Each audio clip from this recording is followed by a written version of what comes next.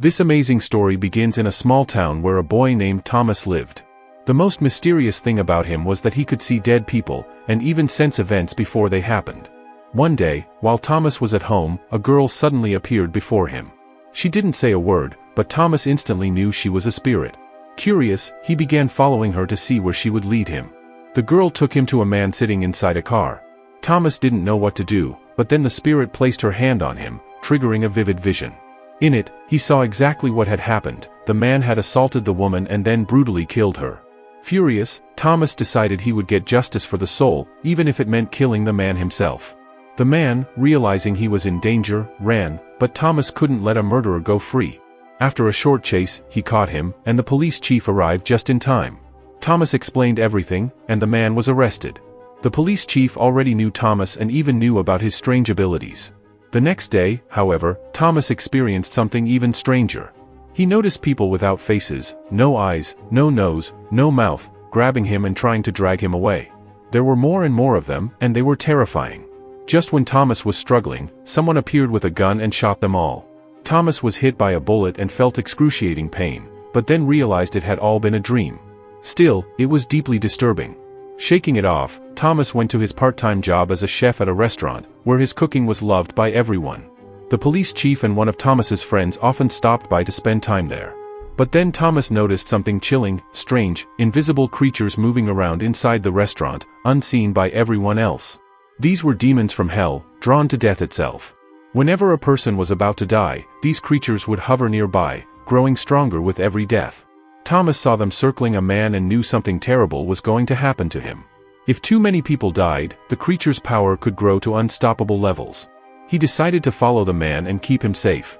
But before he could act, his friend Rose showed up, talking about a weird dream she had, one where she saw herself and another person die. At first, Thomas wasn't interested, but when Rose described how it happened, he was shocked. It matched the same faceless beings he'd seen in his own dreams. Realizing the danger, Thomas told Rose to go somewhere safe while he continued tailing the man, whose name was Lang. The invisible creatures were swarming him, a sure sign that Lang's death was near and that he might cause serious harm before it happened. Thomas followed him closely, watching every move. Lang stopped by his house to drop off something, then drove off. Seizing the opportunity, Thomas slipped into Lang's house to investigate. The place was a mess, filled with clutter. It was clear Lang didn't live alone. In the cupboards, Thomas found files from different locations, with strange symbols marked on calendars. On certain dates, there were ominous crosses drawn, signs that Lang was planning something big. But what exactly was it? Thomas knew he had to find out the truth. While searching Lang's house, he noticed a door that almost seemed to be calling him, as if someone inside knew he was coming and was asking for help. A sudden chill ran through him, but he pushed forward toward the storeroom. When he opened the door, frost began forming everywhere. It wasn't real, only Thomas could see it. Inside, he found several birds locked in cages. He started looking for more evidence, never expecting how bad things were about to get. Then, he spotted a small hole above a cupboard. Slowly, it began to widen. When Thomas reached in, something started pulling him inside. The hole expanded into a massive opening, and something began emerging from it. Terrified, Thomas hid inside a cupboard. From there, he saw dozens of those invisible creatures pouring out. It was a doorway to hell itself, right here in Lang's house. These beings were spreading rapidly, and Thomas knew the more of them there were, the more human lives would be lost. Now he was certain Lang was planning something dangerous for the city. He looked like a criminal who could easily cause massive destruction. Thomas gathered as many files as he could and rushed to the police chief, telling him everything. The chief trusted Thomas from the start and agreed to have his team keep Lang under surveillance. He even assigned another officer, Mike, to help Thomas with the investigation. The next day, Thomas was with his best friend, Lena, enjoying the view from the top of a tower. He wanted to propose to her, to spend his life with her. But then he spotted Lang, furious and walking straight toward him. Thomas immediately grabbed Lena and ran, not wanting her caught up in his problems. Suddenly, they found themselves in a bowling alley. Thomas had no idea how they got there. Then it struck him, maybe it was one of his internal powers, teleporting him without his control. He still didn't fully understand his abilities, but for now, he tried to ignore it. While in the bowling alley, Thomas started feeling uneasy. The employees' costumes reminded him of his dream, the one where faceless people attacked him. The creatures weren't visible, but something about the place felt wrong. Trusting his instincts, Thomas called the police chief, warning him that something dangerous might happen there. A senior officer arrived, but instead of helping, he scolded Thomas. He claimed Thomas's information was wrong. He'd checked Lang's house and found nothing suspicious. Lang, he said, worked in an office all day. The officer even asked how Thomas knew these things. Thomas couldn't explain without revealing his secret. Sensing tension, Lena distracted the officer by asking about a tattoo on his hand, but he wouldn't say much. Still, Thomas felt something strange, like all these bizarre events had a deeper meaning. Later, Thomas and Lena visited their friend Rose, the one who had visions of her own death. They questioned her in detail, and she described exactly what Thomas expected, confirming his fears. Thomas urged her to take her children and stay with her grandmother, telling her not to inform anyone beforehand for safety. Upstairs, Thomas checked on Rose's children, only to see dozens of invisible creatures surrounding them. It was a clear sign that something terrible was about to happen to Rose's family. He hid his reaction, insisting she leave immediately. Soon after, Thomas and Lena rode away on a motorcycle, trying to make sense of all the horrors happening around them. Then, out of nowhere, they heard the desperate screams of a woman. We then see a terrified woman running for her life. She turns out to be none other than the friend of police officer Mike. 2 rabid dogs were chasing her, blood streaming from her wounds as she tried desperately to escape. Just as the dogs were about to attack, an unknown man fired shots at them. Tragically, one bullet hit the woman instead, killing her instantly. Hearing the gunfire, Thomas and Lena rushed to help, but it was already too late.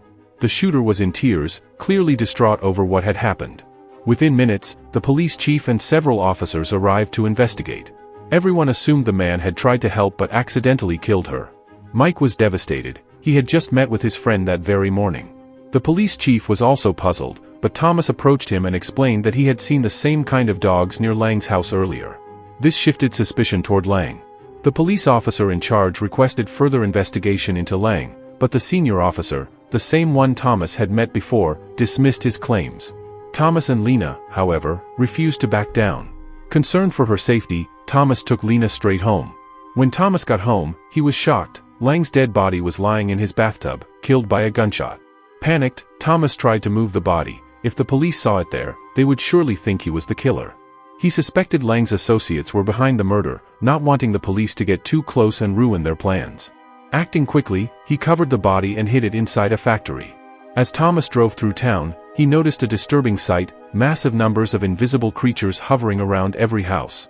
These hellspawn beings were gathering in alarming quantities, a clear sign that something big was about to happen. Thomas knew he had to act fast before disaster struck. Meanwhile, at the police chief's home, the doorbell rang. An unknown man armed with a gun fired multiple shots at the chief, leaving him severely injured. He was rushed to the hospital. When Thomas heard the news, he went there immediately. The police chief's wife thanked him. Earlier, Thomas had given the chief a special locket, and when the bullets hit, the locket had deflected one, saving his life. The chief still suffered minor injuries, but without Thomas's foresight, he might have died. Thomas had seen a hazy glimpse of the future, which is why he gave the chief the locket in the first place. Now determined to investigate alone, Thomas went straight to Lang's house, hoping to find clues on his computer.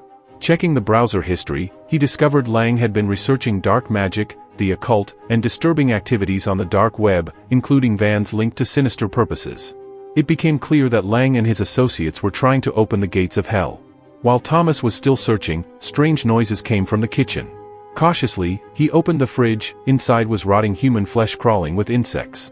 Lang and his gang were not only evil but brutally violent toward humans. As Thomas closed the fridge, Lang's ghost appeared, furious and aggressive. The spirit began hurling objects at him, even throwing the fridge itself, but Thomas managed to dodge. Then Lang's ghost opened a gas cylinder, filling the house with fumes. Thomas leapt out the window just before a massive explosion destroyed the house. Driving away, Thomas remembered a strange mark he'd seen on Lang's body. He went back to the factory to check again and found the letters POD tattooed on him, the same mark he'd seen on the senior officer's arm. POD stood for Prince of Darkness, a group of Satan's followers determined to open Hell's gates and unleash its creatures into the human world. Anyone with this mark was part of the same network. Thomas realized the senior officer had been there earlier when he'd urged the police chief to keep an eye on Lang, and, as a loyal member of the satanic group, the senior officer didn't want Lang jeopardizing their plan. So he had killed Lang himself and planted the body in Thomas's home. Even worse, this same senior officer was the one who had shot the police chief. By now, Thomas had a deep understanding of the entire case, enough to finally decide how to stop it all. He suggested to Lena that she leave the city, warning her that things were about to get much worse. But Lena refused to leave him behind. Thomas was relieved and even happy to know she would stand by his side. They both set out for work. As Thomas approached his restaurant, he spotted a police officer's car parked nearby. Instantly, he suspected the senior officer had come to kill him. Moving cautiously, Thomas entered the building, only to find the security guards dead. Nearby stood a masked police officer. Believing it to be the same senior officer, Thomas attacked him with a baseball bat. But when the mask came off, it was Mike, the officer the police chief had assigned to help him. This meant Mike was working with the enemy too. Thomas grabbed a gun and headed straight to a nearby mall. Inside, he spotted Rose, who still hadn't taken her children out of the city as he had advised. Desperate, he tried to convince her to leave immediately, warning her that all the visions she had seen were about to come true. As he looked around, Thomas noticed the exact details from Rose's visions: the bowling alley staff, the television playing, the water falling in the fountain. Then, a woman's scream pierced the air. A masked man had begun firing wildly, killing several people. Panic spread through the mall, but all the doors had been locked. No one could escape. Gun in hand, Thomas moved toward the shooter. But suddenly, a swarm of invisible creatures jumped on him, attacking for the first time ever. Until now, they had only observed dying humans, feeding on their internal energy. Thomas realized they had known all along that he could see them. They had simply waited for the right moment to strike. Today, with so many people trapped inside, they wanted to kill and feed on everyone. Fighting his way past the creatures, Thomas finally reached the shooter and shot him dead. Removing the mask, he saw it was the same man who had killed Mike's friend, another member of the Demon's network. Rushing to the cake shop, Thomas found Lena safe and unharmed. Relieved, he was about to take her outside when the spirit of the woman who had just died appeared to him, leading him toward a truck. Opening it, Thomas was horrified. It was loaded with massive bombs. It became clear, the senior officer and his allies planned to blow up the mall, killing everyone inside to give the creatures a surge of power. Thomas refused to let that happen. But before he could act, one of the creatures possessed the senior officer's body and attacked him. Barely escaping, Thomas climbed into the truck and drove it away, knowing that as long as the bombs remained there, no one was safe. The possessed senior officer gave chase, climbing inside the truck. In a tense struggle, Thomas managed to trick him and escape just as the truck tumbled into a lower area. The explosion killed the senior officer instantly. With the death of every Prince of Darkness, the remaining creatures lost their strength. Exhausted, Thomas collapsed and woke up the next day to see Lena by his side.